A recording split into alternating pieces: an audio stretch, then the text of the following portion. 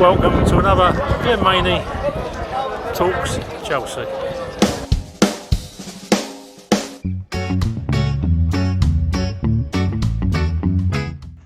So it's my end of season review.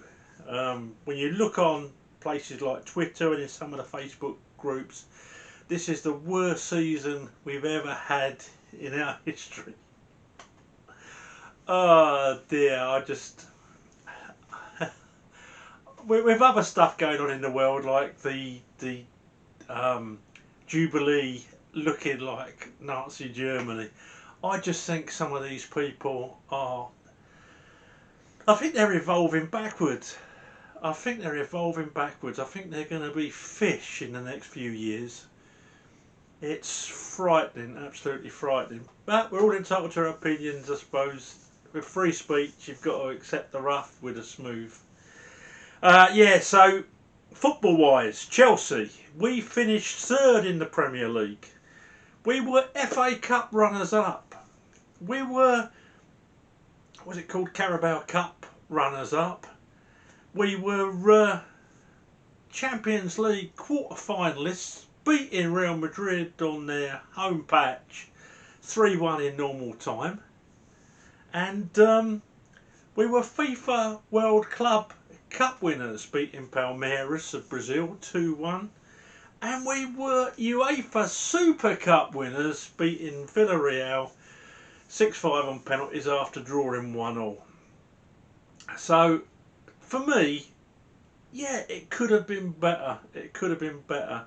And some of the results at the end of the season were not to the level we would want. I was saying in another video actually that if Roman had still been the owner, would Tommy Tuchel have been safe?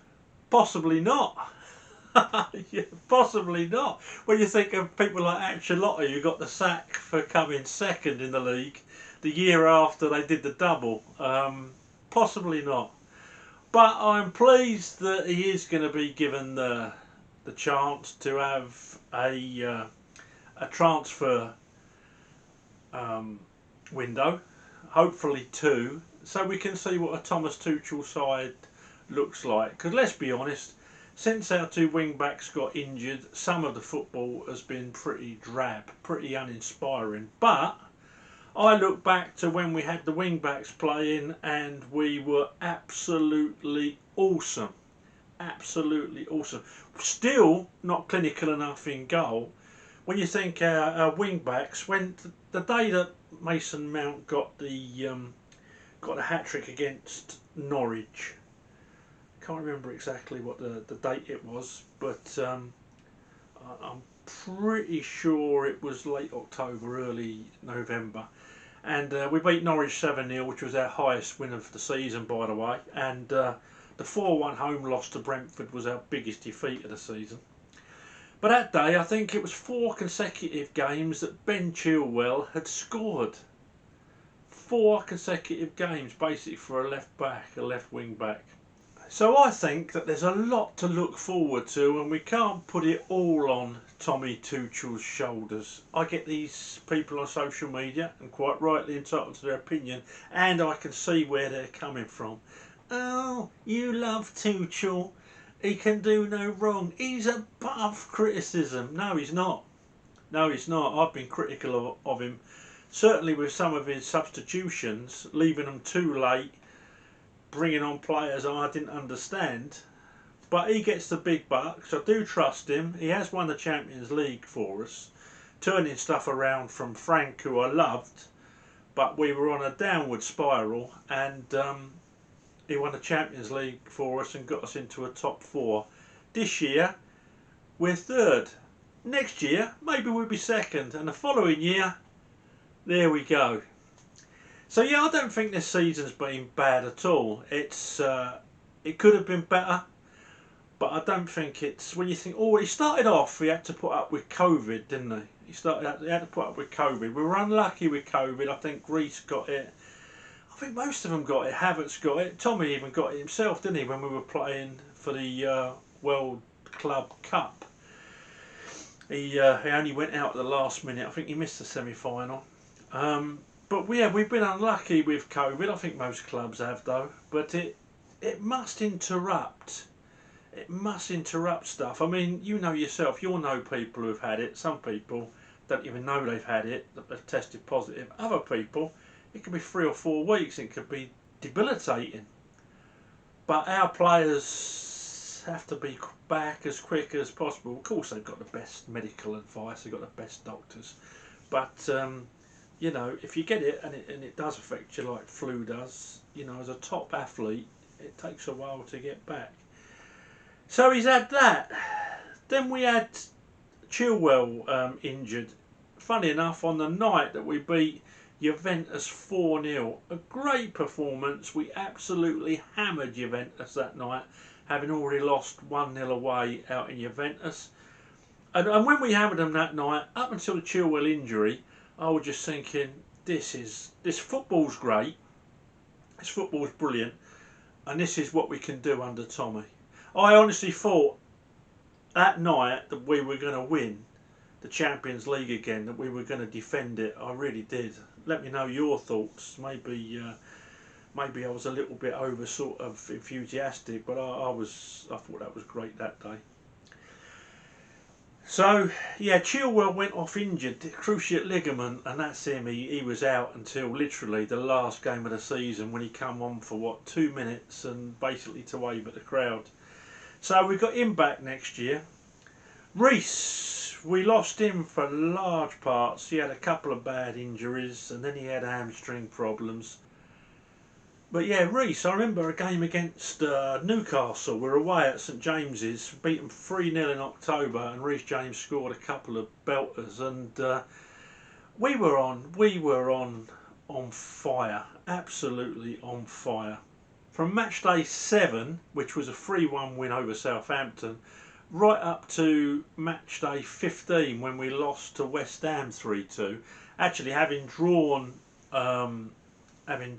with Burnley 1-1 and Man United 1-1 at home, that cost us dear. Because when you're up against Liverpool and Man United, you need wins. You need wins. That cost us dear. But right up until then, we were top of the league. So Tuchel's tactics, Tuchel's drive was good enough for us to be top of the league then. It was just, year before, Liverpool struggled, didn't they, when Van Dijk was out, and I think another one, and that might have been Gomez. And you know, our team really is structured around Chilwell and James getting forward and creating. Because let's face it, we're not clinical in front of goal. Werner, I was the biggest mouthpiece to bring him over. I thought he'd be a sensation, and he can't hit a barn door, can he? He can't hit a barn door. Pulisic, who was great under Frank, just hasn't done it. He's struggled with injuries, but when he's come back, he's got in positions. He's got the odd goal, but nowhere near enough of a return for the chances that he's getting. Lukaku, we all know he wants to go back to Italy, which is something else that Tuchel's had to contend with this season. That interview came out in December, I think it was, that Lukaku loved Inter Milan and wanted to go back there, basically. And if you're a player in that dressing room looking round at a geezer that's getting £350,000 a week and don't even want to be there, that's got to narc you, especially if you're a club, an academy player who's worked their balls off and you're on a third of the money. But in the case of, say, Mason Mount, you're scoring more goals than Lukaku. That's got a grind on you, isn't it? And you've got to think, you don't want to be here, bugger off then. Because the dressing room is just as tribal as we are in the stands. Just as tribal. And that's another thing Tuchel's had to put up with. Rudiger, Christensen, and even Aspie talking to other clubs from January onwards when we've been fighting on all fronts. That again, no commitment. I mean, on Saturday, I said, take my hat off to all those that gave Rudiger a standing ovation. But those people that have seen my video specifically on Rudiger. No, that I don't rate him a Chelsea legend. I just don't rate him a Chelsea legend. 16 good months out of a 5-year contract, and some of them games before that 16 months were pretty awful. I wanted to drive him to the airport at one point, and then he's put, fair enough, negotiations. You go to a club or a workplace with an amount you don't think you're going to get, but they expect them to drop back a little bit. It's probably what you actually want. Chelsea eventually, in January this year, it turns out, gave him what he originally wanted, and then his terms changed again. And then, of course, sanctions came in, which is the last thing that Tuchel has had to put up with. Stamford Bridge has only been season ticket holders. Cash flow has been non-existent, basically, because we weren't allowed to sell tickets or merchandise. The government really have strangled us in their attempt to strangle Roman Abramovich. Now, Roman Abramovich probably is a crook. I'm almost sure he is. I think anyone who gets that amount of money is a crook. Look at the politicians, they're all crooks. But there's actually no proof that at this time he's got any links to Putin. In fact, there's more proof that Putin tried to have him killed, and Putin had the ump after Abramovich sold him Sibnet back, but still owned the pipeline. That's why Roman's got all that money. So there's no evidence been put forward at all. They've just sanctioned these oligarchs. Unless you're married to Rishi Sunak and your old man's an oligarch, you're going to get sanctioned. So yeah, Tuchel's had to put up with that as well. The uncertainty. Now I don't know personally, because I've never been a professional footballer at that standard. I don't know how that would affect me. If I was on £100,000 a week and I had, I don't know, shall we say 10 million in the bank, and someone said, oh, your club might go out of business, at the end of the season you might be looking for a new club. That's not like a geezer playing for Northampton Town, is it? Who's on £300, £400 a week. I know they're on more than that. It's on a couple of grand at that level. But, even a grand a week, alright, let's say a grand a week. It's not like a bloke on a grand a week who's got a mortgage to pay and he's got, I don't know, 50 grand in the bank. It's not the same level, is it?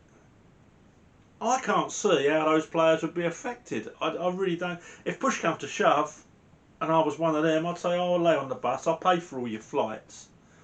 Because it's not even a week's wage to go to an away game. But apparently they're affected. They're affected by the uncertainty. I watched this drivel by Rudiger. Absolute drivel on this Players' Tribune. Some people I've seen on the internet, oh, ain't it a marvellous interview? No, not really. No, it's not. Oh, I do love the club so much, but the uncertainty. Rubbish. Rubbish. You had the chance to sign back in January before the sanctions. If you loved the club, if you was a legend like some people say you are, and even if you'd signed, you still wouldn't be a legend yet, in my humble opinion, you would have signed. End of story. I take my hat off to you. Thank you for 16 months out of 5 years, good performances, and yes, Chelsea will miss you, but legend, no. But that's something else Tuchel's had to put up with. He's had to put up with these players negotiating and these sanctions. So uncertainty, COVID, injuries, everything this season seems to have conspired against us. So there we are. Lukaku interview. It's just, you can pick any point of that season and it's gone tits up for us. So yes, third. Happy with. Shame the Spuds are only 3 points behind. They shouldn't be. We should have been in the distance. And yes, Tommy Tuchel can be criticised, and I do criticise him. But I just think he's had to handle an awful lot, and I personally don't think it's the time to judge someone on his managerial ability with all that being thrown at him and having to go in front of journalists. You know how thick journalists are, and have to answer the same dickhead questions all the time. What do you know about the takeover? I don't know anything. I'm just a manager of a football team. Next question. But what do you think about the takeover? I don't know. What do you think about the sanctions? He's a football manager. Ask him about team selection. Don't keep asking the same questions that the bloke obviously can't answer, you dickheads. So, that's the season. Mason Mount. Mason Mount was supporters player of the season for the second year running. I thought it would be close between him and Thiago Silva because Thiago's been pretty top drawer. If Cover hadn't been injured for a lot of the season, he'd have been up there as well, along with Rudy. Rudy's put some good performances in. But yeah, Mason Mount won it again. Almost 30, they use assists now, don't they? Assists and goals this season. I think he's got 11 goals and 18 assists, something like that. I could be wrong, I've not looked it up. But he's coming on nicely. Why the bloke gets all the hatred he does from the online Twitter and Facebook groups, I don't know. He's an academy player. I love to see our academy players doing well, but I only go on their actual performances. And he had a dip, didn't he? He had a dip of about 4 or 5 games where he wasn't at it. Rest of the season, he's been excellent. And I expect young players to have a dip. But when he gets that dip, the cabbages are out. The cabbages are on his back. Oh, Mason Mount, blah. He only gets picked because he's English. That is racist. That is racist. So anyone that says that, I just say, oh, racist. And because you haven't got to be white to be a racist. You can be any colour and be a racist. We are tribal. I think everyone has got a bit of racism inside them. But when they come out and say he only gets picked because he's English, racist. And those that say, oh, he's just not very good, low IQ, cabbagery. Yes, he has bad games. He's only human. But you know what? It's during those bad games that they need our support. It's easy to support a winning team. It's easy to support a player that's playing well. But what it's not easy to do, well, it is for me and it is for most of the Chelsea support base, but not for some of these cabbages. You support them. You support them when they're at their lowest ebb, and then you celebrate when they're doing it for you. This is what we call support. So I've been disappointed a lot of the season with the online support, but like I say, cabbagery, you can't account for it. It's in all walks of life, so why not football? So that's my review of the season. I think we've done pretty well, all things considered. I think I've covered everything. Got a lot of players leaving, but there's some good names in the frame once this takeover's done. And a mate of mine who works down at the bridge has told me that all the I's are dotted, all the T's are crossed, and that Wednesday or Thursday this week the club will be owned by Todd Bowley. The government representatives have agreed the contract. Away we go. So, hope you enjoyed this. Let me know what you think about this season. As I say, I'm not always right, and I love to know your opinions, and I love it when you can change my mind on something. This is the reason I do these. Thanks for watching. Thanks for your support during the season. There'll be a few little videos coming out. I'll be doing one on potential buys, but I've also got one on a retro game that you guys and gals seem to enjoy, and that'll be out probably sometime this week. Thanks for watching. Please subscribe to the channel. Please throw the video a like. Up to Chelsea.